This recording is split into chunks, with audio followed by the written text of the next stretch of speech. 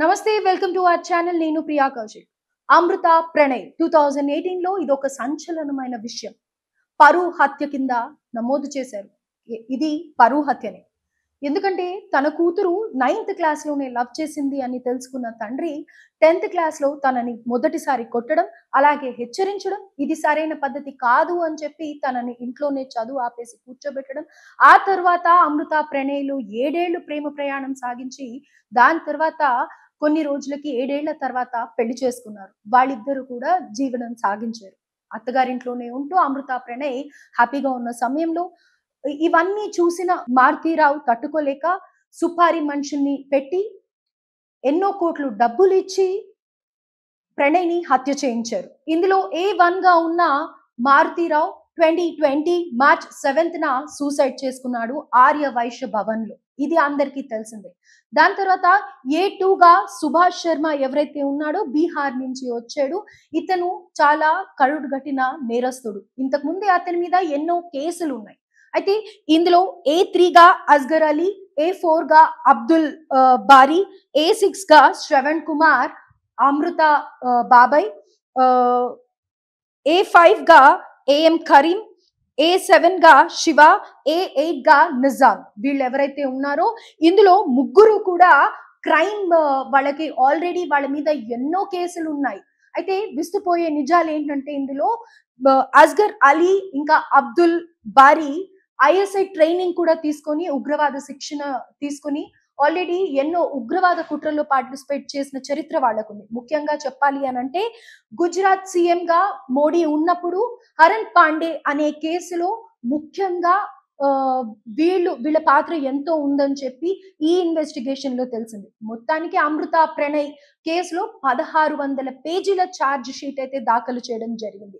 5 సంవత్సరాల 9 నెలల పాటు ఈ కేసులో ఎన్నో విస్తుపోయే నిజాలు, ఎన్నో అవకతవకలు చేసే సందర్భాలు ఉన్నప్పటికీ అప్పటి ఎస్పీ రంగనాథ్ గారు ఎంతో చాకచక్యంగా, అలాగే బాలస్వామి అమృత వాళ్ళ మామగారు, అదే ప్రణయ్ వాళ్ళ తండ్రి ఎవరైతే ఉన్నారో ఆయన నుంచి తీసుకున్న ఆధారాలు, అలాగే అమృత దగ్గర నుంచి తీసుకున్న ఆధారాలు ఎక్కడ కూడా డైవర్షన్ అవ్వకుండా ఈ కేసు ఉండేలాగా చూసుకొని అప్పటి ఇన్వెస్టిగేషన్ ఆఫీసర్స్ కానీ, అక్కడ పనిచేస్తున్న డీసీపీ కానీ, లేకపోతే ఇంకా వేరే ఎవరైనా కానీ ఎంతో ఓపిక్గా కేసు డైవర్ట్ కాకుండా ఎన్నో నిజాల్ని సేకరించి, అలాగే టెక్నికల్ గా కానీ లేకపోతే అక్కడ ఉండే వాళ్ళని కూడా దోషులు ఎవరైతే ఉన్నారో వాళ్ళని కూడా కొన్ని కోట్ల లావాదేవీ జరిగింది కాబట్టి మీకు అందరికీ తెలుసు అమృత వాళ్ళ తండ్రి వ్యాపారస్తుడు.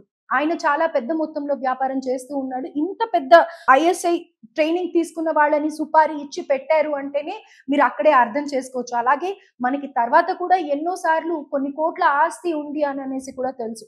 అయితే ఇది మొత్తం కూడా A2 సుభాష్ శర్మ ఎవరైతే ఉన్నారో అతనికి డెత్, అలాగే పెనాల్టీ 15,000, మిగతా వాళ్ళందరికీ కూడా లైఫ్ శిక్ష పడింది. అంటే వాళ్ళు బతుకున్నన్ని రోజులు కూడా జైల్లోనే ఉండాలి. అలాగే ఇప్పుడు ఈ కేసులో వాళ్ళు బెయిల్ తీసుకోవచ్చా అంటే బెయిల్ తీసుకునే అవకాశం లేదు, కానీ అప్పీల్ అయితే చేసుకోవచ్చు. చేసుకున్న సందర్భంలో సుప్రీం కోర్టుకి అయితే ఈ కేసుని పంపించడం జరుగుతుంది, కానీ వాళ్ళకి బెయిల్ వచ్చి ఇంటికి వచ్చే ఛాన్స్ అయితే లేదు. అయితే 2020లో అమృత తండ్రి మారుతీరావు అమృతని ఎన్నో సార్లు కూడా తనని కన్విన్స్ చేయాలని చూసుకున్నారు. ప్రెగ్నెన్సీ వచ్చింది అని తెలిసిన తర్వాత కూడా అది టర్మినేట్ చేయాలి అని అనుకున్నారు. దాని నుంచి తప్పించుకోవటానికి అమృత కూడా ఆ డేట్స్ వేరేగా చెప్పడం, 5th మంత్ కూడా అయిపోయింది అని చెప్పడం, ఇలా ఎంతో తన వంతు ప్రయత్నం తను చేసింది. కానీ మారుతీరావు ఎక్కడ ఆగలేదు. 5th మంత్ అయినా సరే పర్వాలేదు అన్నట్టుగా బిహేవ్ చేసి జ్యోతి హాస్పిటల్ ఏదైతే ఉందో దాని ముందర మనం అప్పట్లో సీసీటీవీ ఫుటేజ్ కూడా చూసాము. నిర్దాక్షిణ్యంగా వాళ్ళకి తెలియకుండా వెనకాల నుంచి వచ్చి ఈ సుభాష్ శర్మ ఎవరైతే మెయిన్ పొడి చేశాడో ఆ విజువల్స్ కూడా మనం చూసాము. సో ఇందులో ఏదేమైనప్పటికీ అటు తండ్రిది తప్ప లేకపోతే అమృతది తప్ప అని అంటే గనక ఆల్రెడీ అప్పట్లోనే ఎన్నో చర్చలు జరిగాయి. ఇదే సందర్భంగా చూసుకొని ఆర్జీవి కూడా మర్డర్ అనే సినిమా తీయడం జరిగింది. అయితే అప్పట్లో అమృత స్పందించి ఇది కేవలం తన పేరుని ఉపయోగించుకొని క్యాష్ చేసుకోవడానికే ఇంత పెద్ద డైరెక్టర్ అయిన నువ్వు చేస్తున్నావు అని చెప్పేసి అమృత ట్వీట్ చేయడం జరిగింది. అలాగే ప్రెస్ ముందరికి రావడం కూడా జరిగింది. అప్పటి నుంచి కూడా అమృత కొన్నేళ్ల వరకు వాళ్ళ అత్తగారితోనే, ప్రణయ్ అమ్మ నాన్నతోనే ఉండడం జరిగింది.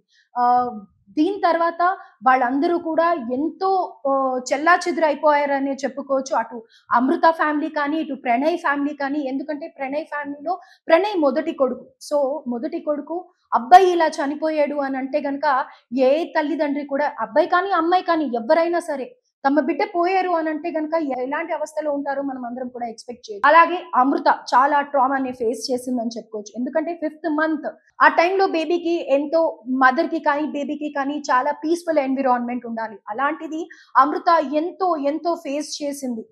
తను తట్టుకోలేని నిజాన్ని డైజెస్ట్ చేసుకోవాల్సొచ్చింది. బేబీని మంచిగా డెలివర్ చేసి మగపిల్లాడు అని తెలిసిన తర్వాత అందరూ కూడా అమృతాని కంగ్రాచ్యులేట్ చేశారు. కానీ అమృత ఇప్పటికీ ఏదైతే అప్పుడు ట్రామా అనుభవించిందో ఇప్పుడు ఆ పిల్లాడికి ఆటిజం ఉంది. అమృత ఆ వీడియోస్ కూడా అప్పుడప్పుడు పెడుతూ ఉంటుంది. అయితే ఆ సందర్భంగా ఆ వీడియోస్ చూసిన ప్రతి ఒక్కళ్ళు కూడా మళ్ళీ 2018లో జరిగిన ప్రణయ్ ఇన్సిడెంట్ గుర్తు చేసుకొని అప్పుడు తను అంత ట్రామా ఫేస్ చేసింది కాబట్టి ఇప్పుడు ఆ పిల్లాడు అలా ఉన్నాడు అని చెప్పేసి ఎంతో మంది ఆ పిల్లాడికి బ్లెస్సింగ్స్ ఇవ్వడం కూడా జరుగుతూ ఉంటుంది. ఆ వీడియోస్ చూసినప్పుడు కూడా ఎంతో మంది బాధపడుతూ ఉంటూ ఉంటారు. అయితే ఇప్పుడు అమృత ప్రస్తుతం తల్లితో పాటు కలిసి ఉంటోంది. విహాన్‌ని కేర్ తీసుకుంటోంది. అమృత కొడుకు పేరు విహాన్. విహాన్‌ని కేర్ తీసుకుంటుంది. తన యూట్యూబ్ ఛానెల్‌లో కూడా మనం చూస్తూ ఉండొచ్చు ఆ వీడియోస్. అయితే విహాన్‌కి ఇంకా మాటలు రాలేదు.